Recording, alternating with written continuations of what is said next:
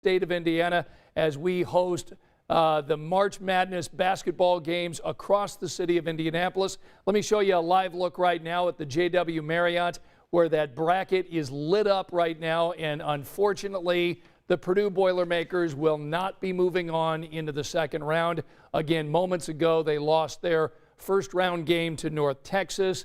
It was a strong second half for the Purdue Boilermakers, but they end up going down to North Texas. We're as sad as you are if you are a Purdue fan. So we're going to go ahead and talk a little bit about this game tonight with Lauren Kostick, who joins us tonight from Georgia Street. This is all part of your big story tonight. Give us an idea about what Purdue fans are saying after this loss tonight, Lauren.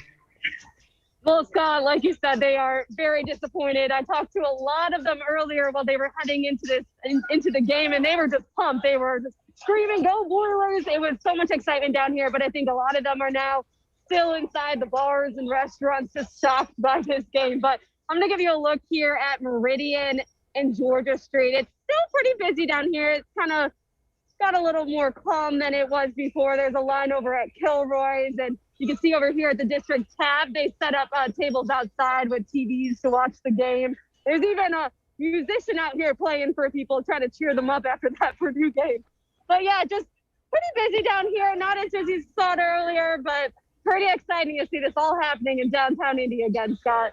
All right, Lauren, thanks so much for your hustle tonight. We know you are still editing, so we're going to let you go. Thank you for giving us that live view at Georgia and Meridian. Again, minutes after the Purdue Boilermakers lose in the first round of the NCAA men's basketball tournament. Tonight, our big story will be the Purdue loss tonight, sadly. We're going to go ahead and talk about that game coming up on 13 News at 11 o'clock. All right, Angela, I got to bring you in. I mean, I know you and I are big Purdue fans. I've had a nursing student graduate from Purdue. I know she's probably upset about that game tonight. I know you've got one at Purdue. You were listening and watching the scoreboard tonight. What'd you think? Yeah, it kind of felt like the Big Ten game against Ohio State, where you get into OT and then you have trouble scoring. Right. And I think they went on, what, a 7-0 run at the beginning of overtime. So at that point, that's pretty tough to come back from. Yeah. Only 5 minutes in overtime, so not really enough time. Right. And, you know, unfortunately for the Big Ten, this was a pretty bad day for the Big Ten because Purdue was a 4 seed. They get bounced. But the big story nationally is what happened to Ohio State. I mean, they were a 2 seed, and they got beat today, and, you know, they ended up losing. Here was my bracket. I had Ohio State. This was the first bracket that I set up. I had Ohio State winning the whole thing. And so my bracket is busted. And it's interesting because ESPN actually put out a tweet a short time ago saying less than 1% of brackets. Less than 1% of brackets are perfect as of tonight. So everybody's bracket is sort of out the window. Yeah, and I think Ohio State's a big reason for that. I was a little surprised with Wisconsin. That was one Big Ten team I didn't have moving on, but I watched a good part of that game and was, and shows you I haven't watched that much basketball this year, but they have, you know, a veteran squad. Yeah. You know, a lot of players that have played together for a long time and experience and depth and all of that, and so they beat North Carolina. Yeah. And they're moving on. Yeah, and this is the first time that the Sweet 16 will not include North Carolina, Kentucky, or Duke. Wow. First time since 1979. I was a sophomore in high school the last time that happened. So yeah, this tournament is getting off to sort of an interesting start. What Oral Roberts did today is terrific. I mean, it's the kind of thing that, you know, we love about March Madness, these upsets, these Cinderellas. So congratulations to Oral Roberts. They move on. Ohio State is out. And, you know, as you mentioned, Wisconsin won, Illinois won. So there were a couple of Big Ten teams that did well, but Ohio State and Purdue losing, those are certainly disappointing. Yes, and Michigan State didn't get out of last night either. So that's another one that's not through. That's true. Okay, so we want to talk about Jaden Ivey. He's this fantastic freshman guard for the Purdue Boilermakers. And Taylor Tannenbaum did a story today that I wanted to play tonight because Jaden Ivey is a sensation. He, I think, is going to be a terrific player for many years to come at Purdue. And what we learned tonight is the bond that he has with his mom is pretty special. Watch this. Hi, everybody. Welcome inside Lucas Oil Stadium. We're in about an hour and 10 minutes. The Purdue Boilermakers take the big stage against North Texas. And the Boilermakers are a young squad. They have no seniors on the squad. 4 freshmen trying to bring it on this big stage. Jaden Ivey is something special. It runs in his family. Here's Taylor Tannenbaum. If you were to describe to somebody your relationship with Jaden, how would you describe it?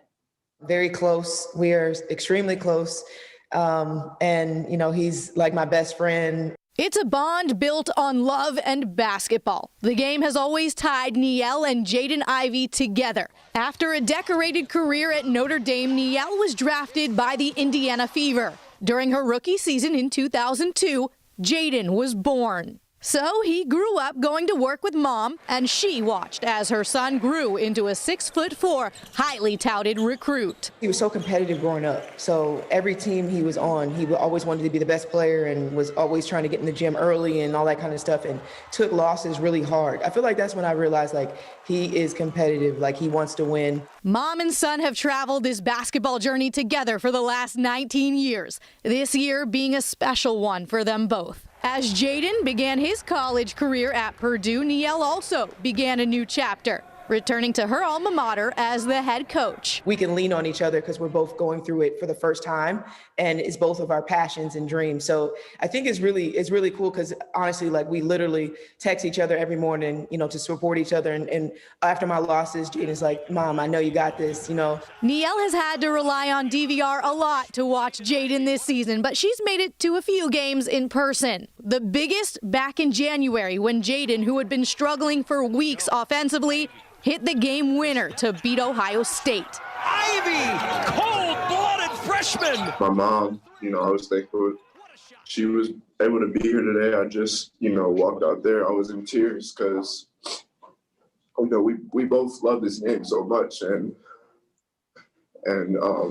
you know, I just love her so much, and I'm thankful for her. It was just an amazing moment, one of my probably favorite moments of our life together. I assume you get into coaching because part of the reason is obviously you love basketball, but part of the reason is because you love to mold young people. You like to see them succeed. But when it's your own son doing the succeeding, what's that like for you? Oh my gosh. And it's amazing. It's amazing to see who he's become, for him to have created his own lane, his own journey, and worked to get to where he is right now. To me, that makes me even more proud to be his mom. Thank you, Taylor. And Mom, of course, will be in the stands. She'll have a better seat than me. I'm stuck in the rafters where I belong. Good luck to the Boilermakers. I'm Dave Calabro at Lucas Oil Stadium. Well, what a special bond, Angela, that Jaden has with his mom. And he's a freshman. I know. A freshman. Promising career for sure. He looked great tonight, finishing. I think he had 23 or 25 points tonight. Yeah. So again, congratulations on a fantastic year for the Purdue Boilermakers. We can't wait for next season to get underway. One other basketball note in terms of Indiana. Brad Stevens, the Boston Celtics head coach tonight, said for another time he's not interested in the IU basketball vacancy. Yeah. He said tonight that he's 44. He swerves around other cars, eats Dunkin' Donuts, and roots for the Patriots. La la la la la la la. Could you believe he said that? No. He did have great things to say, and he said, look, I hope they hire somebody who's there a long time. You know, you can tell in his comments that he's fond of IU, Sure. but he's not coming back to IU. Well, and I guess he probably had to, you know, really dig it in to make sure we understood he's not coming. Yeah, telling us he's a Patriots fan. Look, I still like Brad Stevens a lot, even though he's rooting for the Patriots. All right, this other story that we want to finish our night on tonight, we thought, given the fact that teachers have done such a wonderful job during this pandemic, you know, they've done so, so many different amazing things. This was really a great story tonight. A teacher who is an elementary school teacher at Forest Glen in Lawrence Township was honored recently by Ellen DeGeneres and surprised, and he's got a great story. Let's watch it. Pasquale is in his classroom waiting to Zoom with someone from the Ellen Fund team, but surprise, it's going to be me. So let's surprise him now. Pasquale? Oh my God! It's moments like this on The Ellen Show that give daytime viewers the feels. They're going to give Forest Glen Elementary School $10,000. And we want to do something for you as well, Pasquale. Shutterfly loves helping people like you. So we are going to give you $10,000 as well. I instantly thought about my family. When she said that, I was like, wow, like, God is good. Oh my God, the picture.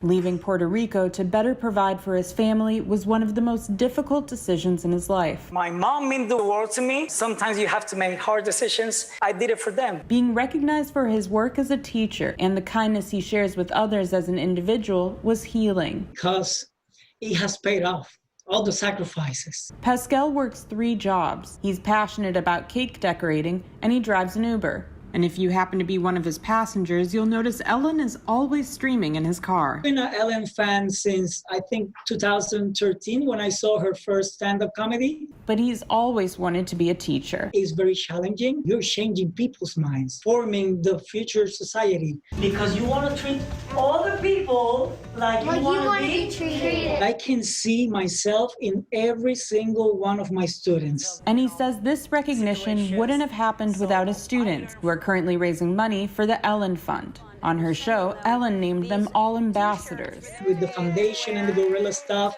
they feel like they are doing something great for the world and for the society. I am beyond sure that they will not forget this experience in their whole life.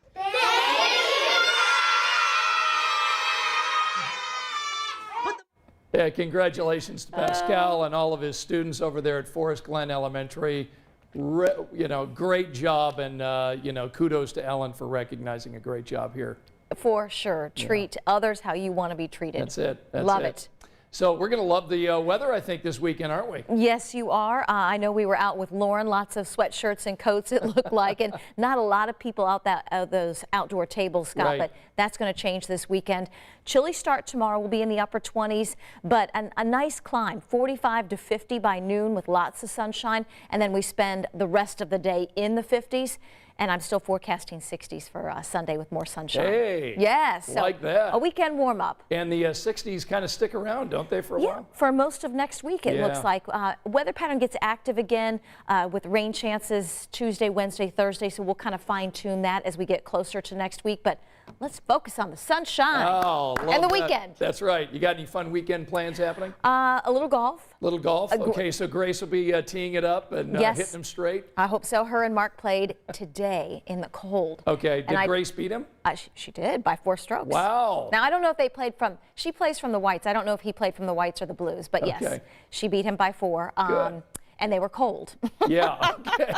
So hopefully the round that I get to caddy tomorrow will be a little warmer. Oh, okay, very good. How about you? Holding the grandbaby? Yeah, I'm going to be holding the grandbaby. I love that little girl. Yeah, we'll probably get over and see her and see the rest of our family, and so it'll be a good weekend and spending time outside. Oh, for sure. Yeah. Take advantage of it. A weekend, 50s sunshine tomorrow, 60s sunshine Sunday. Awesome. All right, so Facebook friends, thanks for joining us tonight, and be sure to join Angela and myself coming up on 13 News at 11. If we don't see you at 11, have a great weekend. See you back here on Monday.